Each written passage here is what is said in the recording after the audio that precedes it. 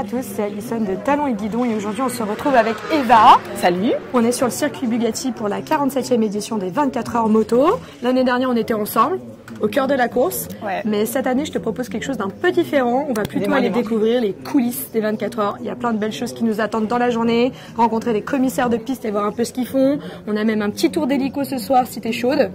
J'ai déjà peur là. On y va tout de suite et puis j'espère que ceux qui vont nous suivre aimeront découvrir cette vidéo avec nous. C'est parti. Allez, go. Je suis donc avec Anthony, commissaire de piste. Depuis combien de temps tu fais ça et en quoi ça consiste? Alors moi je suis commissaire voiture et moto. Voiture depuis 2004 et moto 2005. Une préférence? Moto. Et donc notre rôle c'est faire la sécurité au niveau de la course. C'est-à-dire si il y a une chute ou autre, on intervient pour relever la moto. Et aussi avant on signale qu'il y a un danger sur la piste aux motards. On est d'accord que sans commissaire, il n'y a pas de piste. Vous êtes, je le rappelle, pour la plupart bénévoles. On est tous bénévoles. Vous êtes tous bénévoles. Si quelqu'un a envie de devenir commissaire de piste, comment ça se passe? Comment on fait? Eh ben, il y a un examen à passer en cours de saison.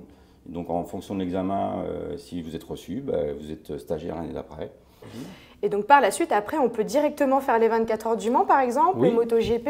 On s'inscrit sur un site, les gens de la CO sélectionnent les commissaires qui prennent. Tu parles d'un poste, quel est le tien? Alors nous, c'est la décélération. Donc on s'occupe de toute la partie entrée des stands. Donc toutes les motos qui vont arriver à pied, surtout pour les 24 heures, on les accompagne. Donc, on ne touche pas la moto, mais on les accompagne pour pouvoir rentrer dans leur stand. Et donc on fait aussi la procédure des départs. Donc les panneaux, comme je disais tout à l'heure. Depuis quelques années, j'ai vraiment le privilège de faire tous les départs de toutes les courses au Mans. Je te remercie beaucoup de nous avoir accueillis, d'avoir pris de ton temps pour nous expliquer un petit peu le métier, en tout cas la passion de commissaire de piste. On vous remercie aussi de faire ça, parce que sans vous, encore une fois, on le répète, il n'y aurait pas de course. Et là, on parle de courses mythiques, mais il y a aussi toutes les courses et les championnats amateurs qui existent à côté. Et on encourage évidemment ceux qui veulent se lancer à le faire, parce qu'on en manque cruellement. Et écoute, je te souhaite un bel événement des 24 heures. Et puis on se recroise peut-être avec grand plaisir.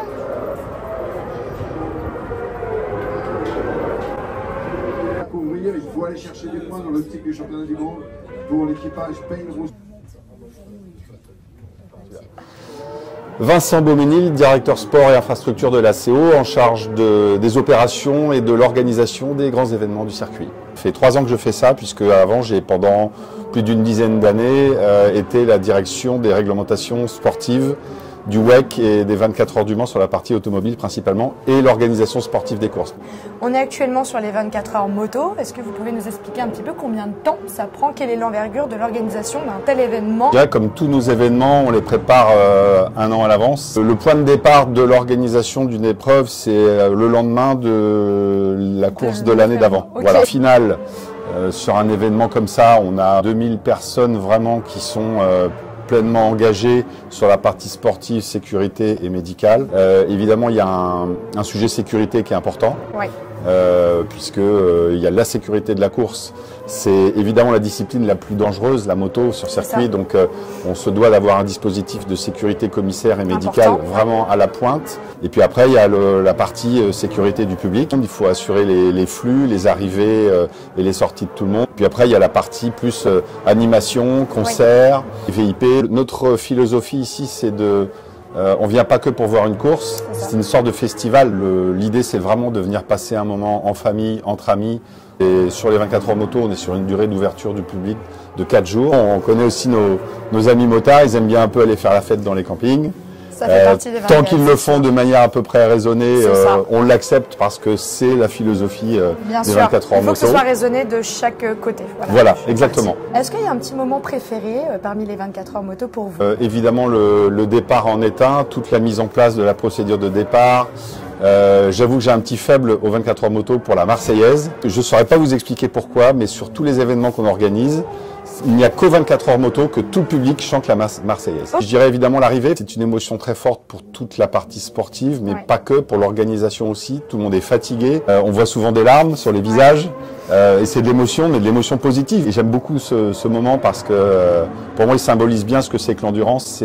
C'est vraiment une aventure d'hommes qui se réunissent et qui relève un grand défi et qui à la fin se congratule avec la joie ou la tristesse. Eh bien, merci beaucoup d'avoir partagé ces quelques mots avec nous. On se retrouve du coup peut-être pour chanter la Marseillaise demain.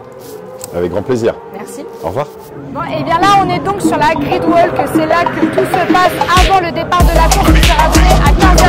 Donc, je le rappelle, la 47e édition des 24 heures moto. On va aller voir un par un les teams. Ils sont nombreux cette année. Et il y a du monde. Allez, c'est parti.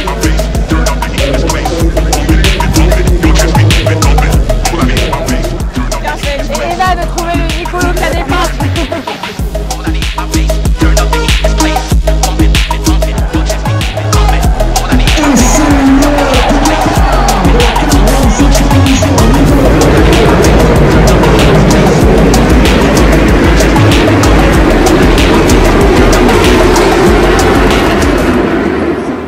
Eh bien, on est actuellement avec Roby, une pilote. Et actuellement, on n'est pas là parce que tu roules, mais on est là parce que tu bosses pour un team. On est chez GT Endurance, c'est la moto numéro 30.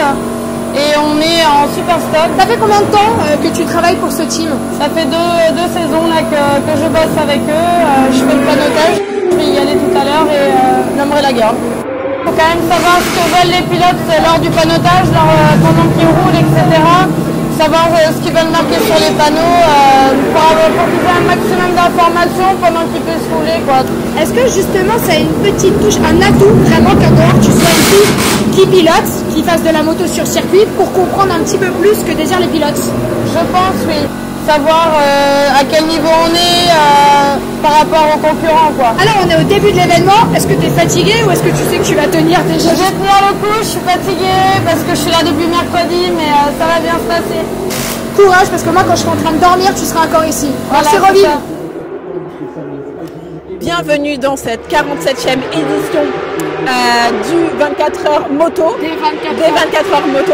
Donc là, on va rentrer, on a la chance extraordinaire de rentrer donc inside, c'est-à-dire à l'intérieur, because I am bilingue, dans un team Suzuki, une équipe extraordinaire qui a déjà gagné plusieurs fois je dis bien, les 24. Excusez-moi monsieur, il ne faut pas trop embêter les gens qui passent effectivement.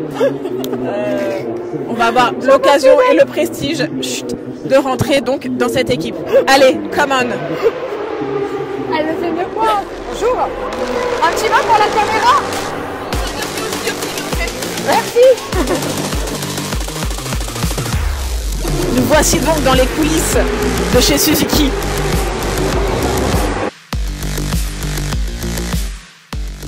Alors moi je m'appelle Sophie, je suis la responsable communication du junior team de Mansour Suzuki. Je travaille avec Damien Saulnier depuis 10 ans. Depuis combien de temps vous préparez à cet événement-là? Ça fait 28 ans que l'équipe existe. Ouais. Et ça fait 28 ans que tous les ans on recommence à zéro, puisque le junior team ce sont des élèves mécaniciens de compétition de moto. D'accord. Donc ce qui fait que chaque année on recommence à zéro à partir du mois d'octobre. Fin octobre, l'ancienne promotion s'en va. Pendant 15 jours, elle fait le relais de la nouvelle promotion qui arrive. Et après les vacances scolaires de là, tout ça, la nouvelle promotion est en autonomie. Et là démarre, on va dire, les 5 mois de théorie en atelier, où les élèves apprennent l'intégralité du métier de mécanicien de compétition moto. On a aussi des intervenants extérieurs du monde de la moto qui interviennent chez nous pour les former. C'est un peu unique en France quand même. Parce que la nôtre, elle dépend d'un lycée professionnelle publique, ce qui fait qu'elle est gratuite. Est-ce que tous les ans ça change de pilote? Comment vous fonctionnez pour recruter vos pilotes? Alors souvent ce sont plutôt les pilotes qui viennent à nous. On fait aussi marcher nos tags, nos réseaux par rapport à certains pilotes qui commencent à monter en puissance. On est aussi un tremplin pour les jeunes pilotes parce que par exemple Étienne Masson et Greg Black qui sont au CERT sont des anciens pilotes du junior team. À peu près combien de ravitaillements peut y avoir? Quels sont les temps forts d'une course pour vous? Les ravitaillements, on a à peu près toutes les 50 minutes, alors plus ou moins. C'est lors des relais pilotes. C'est ça. En fait, tout va dépendre de la façon dont le pilote va rouler, quel est le pilote sur la moto, quelle consommation il va faire, combien contient l'essence de réservoir. Et tout ça, évidemment, c'est calculé en amont. Les élèves savent précisément quelle quantité d'essence il y a dans le réservoir au millimètre cube près, je dirais. Et donc, même si le pilote sait à peu près quand est-ce qu'il va rentrer, on a toujours un lien qui se fait entre le box et la cabine chrono. Et les gars de la cabine chrono, à un moment donné, vont indiquer au pilote box pour qu'il puisse rentrer. Dans le box, tous ceux qui ont un petit casque avec leur petit nom, petits champignons. Les petits champignons, voilà, c'est ça. Ce sont nos élèves. Donc ceux qui sont habillés avec la tenue unifugée. Ce sont ceux qui ont le droit de toucher à la moto. Donc ce sont les cartes qu'on va retrouver sur la pit lane au moment du ravitaillement. Ce sont les seuls élèves qui ont le droit de toucher à la moto quand elle est dans la pit lane. Okay. Le seul moment où tous ont le droit de toucher, c'est quand on rentre la moto dans le box s'il y avait une plus grosse réparation à faire par exemple. Si on a le team manager et son assistant technique. Qui eux ont l'air très concentrés. Là. Très clairement, il ne faut pas les déranger. Je pense. Exactement.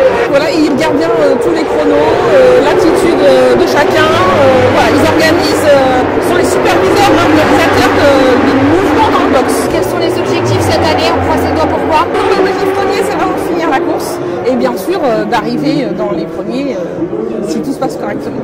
Immense. Et en même temps, sur cette course, on a eu une grosse frayeur parce que Greg, je te remercie beaucoup d'avoir répondu à toutes mes questions. Et puis, j'espère pour vous qu'il y aura une bonne année, plein de résultats et une fin de course pleine d'espérance.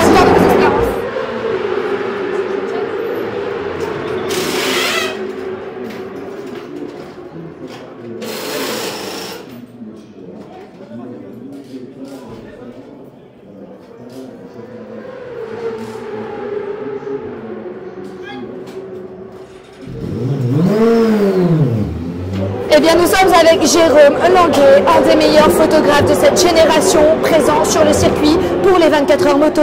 Salut Jérôme. Hello. C'est tout, voilà. Merci, au revoir. C'est quoi le métier de photographe quand il s'agit de le faire sur circuit pour un événement comme ça? Est-ce qu'il y a des risques? Il y a toujours des risques. Ouais. Toujours regarder la piste, toujours regarder les motos. Ouais. Normalement, on est en sécurité, dans les voies de sécurité, mais tout peut arriver. Ça fait combien de temps que tu fais ça maintenant? Une dizaine d'années. Sur les gros circuits, ça fait 4-5 ans, essentiellement de la moto. C'est ton kiff quoi? Ouais, c'est ça. Est-ce que tu aurais un petit message à passer à, par exemple, quelqu'un qui nous regardait aujourd'hui, qui a envie de devenir photographe et surtout photographe circuit, que ce soit auto, moto, tout ce qui est un peu mécanique? Est-ce que tu as un petit mot d'encouragement pour lui, un petit conseil? Faut travailler, voilà. Et faut rencontrer les bonnes personnes et à force de, on arrive à se retrouver là. En fait, je travaille pour un pilote de la 212. Ok. Je fais évidemment les autres pilotes et je fais un peu toute l'ambiance du team. Et j'avais un pilote, Thibaut Forêt, en PMR. Et voilà. Et bah merci. Voilà, très bien. Et bah bon événement. Bon, et bien là, on est avec Eva, on est sur la piste d'atterrissage, de décollage de l'hélicoptère. Ouais. Voilà, on a un peu peur, mais en même temps, regardez comment c'est cool. On a le coucher de soleil, le soleil dans la main. Voilà, le soleil dans la main. On va pouvoir profiter de pouvoir regarder le circuit des 24 heures et des 24 heures moto et les pilotes depuis le ciel. Et ça, c'est cool.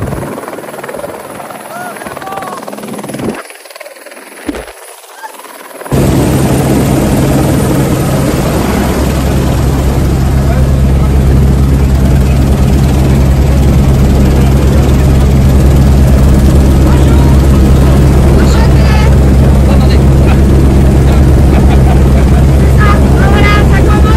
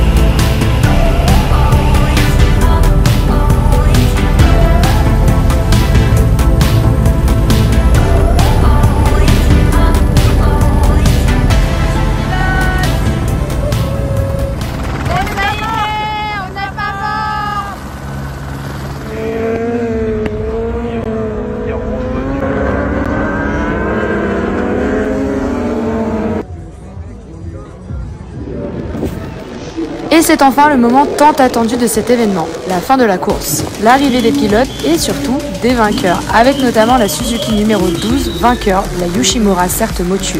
Félicitations également à National Moto Honda pour sa victoire dans la catégorie Super Stock. Et enfin un grand bravo à l'Automobile Club de l'Ouest pour cette 47e édition, franchement réussie.